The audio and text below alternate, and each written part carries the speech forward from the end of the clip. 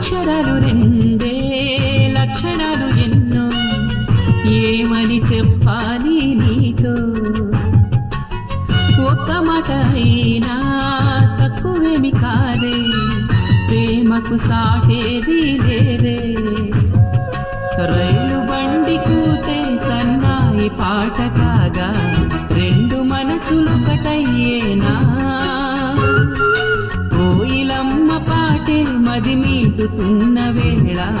కాలి మూవ గొంతు కలిపెనా అందమైన మనసులో ఇంత అలజడెందుకో ఎందుకో ఎందుకో ఎందుకో